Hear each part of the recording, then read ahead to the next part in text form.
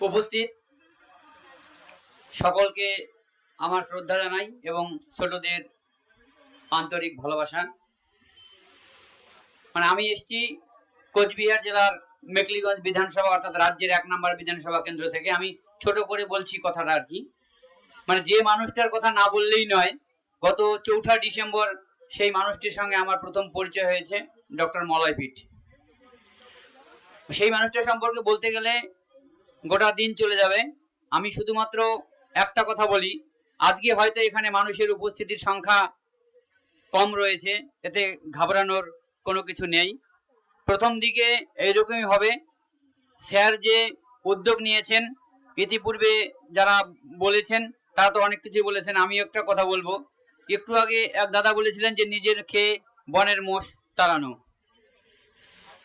এখনকার দিনে এই রকম মানুষ কটা পাওয়া যেতে পারে, যে এই মানুষটা শুধুমাত্র একটা, হয়তো যারা সংবাদ মাধ্যমের সাথে যুক্ত তারা হয়তো কিছুটা বুঝতে পারবেন, সাধারণ মানুষ সেই জিনিসটা নাও বুঝতে পারেন।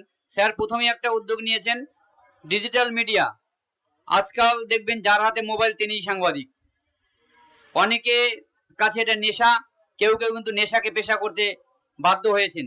সেই সমস্ত সাংবাদিকদের একসাথে করতে কিন্তু স্যার গঠন করেছেন ওয়েস্ট বেঙ্গল মিডিয়া ফোরাম। রাজ্যের প্রতিটি প্রান্তে আমাদের কমিটি রয়েছে, সদস্য রয়েছেন। আমি সেদিকে বিস্তারিত যাচ্ছি না, শুধু একটা কথাই বলবো, গাছ লাগানোর বিকল্প কিন্তু কোনো কিছু নেই। স্যার যে উদ্যোগ নিয়েছেন বছরে 1 কোটি গাছ লাগানো, গত 5ই জুন থেকে কিন্তু বিভিন্ন আমাদের প্রত্যেকটা জেলায় কিন্তু আমরা গাছ লাগানো শুরু করেছি। পয়সা রোজ সবকিছু করতে গেলে যে টাকা লাগে সেটা কিন্তু বড় কথা নয়। স্যারের সংস্পর্শে এসে আমি কিন্তু শিখেছি, আমার কোনো কিন্তু স্বার্থ নেই। এত দূর থেকে এত সমস্যার মধ্যে এসেছি এবং স্যারের যে কটা প্রোগ্রাম, প্রত্যেকটি প্রোগ্রামে কিন্তু আমি উপস্থিত থাকি, কারণ এই মানুষটার কাছ থেকে অনেক কিছু শেখার আছে। আজকে আমাদের রাজ্যে গোটা দেশে অনেক শিল্পপতি রয়েছেন, এই মানুষটা দাঁড়িয়ে রয়েছে, তাকে দেখলে কিন্তু বোঝার অপেক্ষা নেই, বোঝার উপায় নেই যে এত বড় একটা মানুষ। আমাদের রাজ্য তো বটেই, ত্রিপুরা এবং বিভিন্ন রাজ্যে স্যার হচ্ছে সম্ভবত 80টা ইউনিটের হচ্ছে স্যার কর্ণধার অর্থাৎ মালিক। শান্তিনিকেতন মেডিকেল কলেজ হাসপাতাল, ত্রিপুরাতেও রয়েছে এরকম ITI college, BEd college, DEd college. কি নেই? শিক্ষা স্বাস্থ্য সংক্রান্ত কি নেই? স্যারের সংস্পর্শে আমরা এই কারণেই আরো বেশি করে এসেছি যে আমরা হয়তো অর্থ দিয়ে মানুষকে সাহায্য করতে পারবো না, যে জিনিসটা মানুষের সবচেয়ে বেশি প্রয়োজন সেটা হচ্ছে স্বাস্থ্য। আমরা কিন্তু ইতিমধ্যেই ডিসেম্বর মাস থেকে এ পর্যন্ত নর্থ বেঙ্গল থেকে অনেক পেশেন্ট কিন্তু শান্তিনিকেতন মেডিকেল কলেজ হাসপাতালে পাঠিয়েছি, বিনা পয়সায় কিন্তু সেখানে চিকিৎসা হয়েছে। সেটা গোটাটাই সম্ভব হয়েছে স্যারের মাধ্যমে।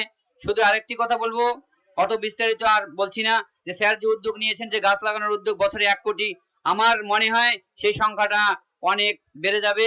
সমাজের বিভিন্ন স্তরের মানুষকে সবাইকে একসাথে এগিয়ে আসতে হবে, কারণ একটা গাছ লাগালে সেটা শুধু আমার আপনার উপকার নয়, সমস্ত মানুষের কিন্তু উপকার হবে।